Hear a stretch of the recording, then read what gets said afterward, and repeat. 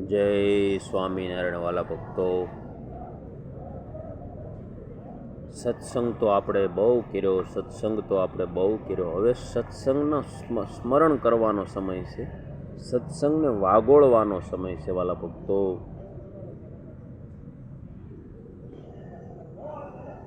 સત્સંગ કેટલો કર્યો વાલા ભક્તો એ મહત્વનું નથી, સત્સંગ આપણે જીવનમાં કેવો ઉતાર્યો અને કેવો કર્યો સત્સંગ એ મહત્વનું છે.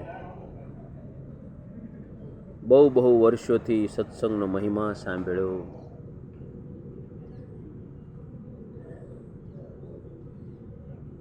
આપણે રાત્રિ દિવસ ગૃહસ્થાશ્રમમાં રહી અને આપણે પ્રયત્ન કરીએ, મહેનત કરીએ અને ધન ભેળું કરી અને આપણે લક્ષ્મીનારાયણ દેવ ગાદી, હરિકૃષ્ણ મહારાજ એમના નામે આપણે દાન અથવા ભેટ સ્વરૂપે આપતા હોઈએ,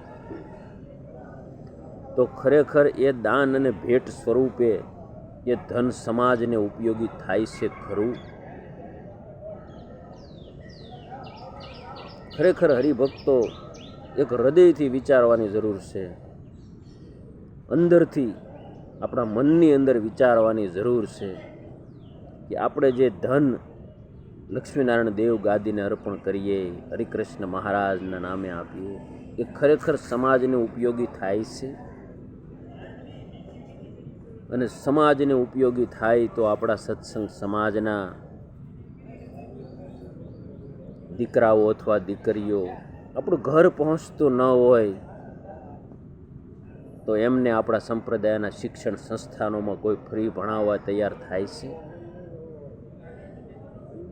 આ મારા બધા જ સમાજની હું વાત કરું કે ધનવાન લોકો તો ખૂબ દાન આપતા હોય છે, પરંતુ એ દાન સંસ્થાઓમાંથી જેમનું ઘર ન પહોંચી શકે એવા બધા માણસો માટે આ લોકો સસ્તું શિક્ષણ આપવા તૈયાર થાય છે? નથી થતા.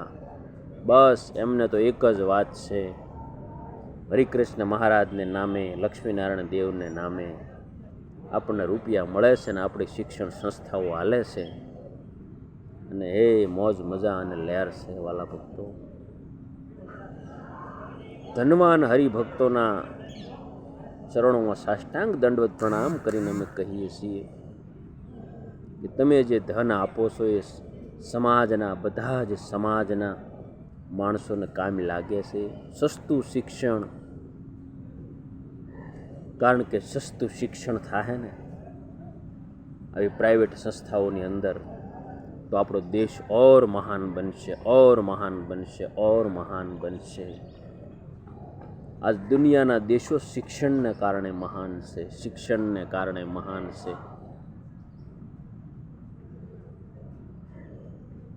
આર્થિક રીતે જો આપણે મહાનતા એમની ગણતા હોય તો દુનિયાના દેશો શિક્ષણને કારણે મહાન છે. યાદ રાખજો. એટલે વાલા ભક્તો,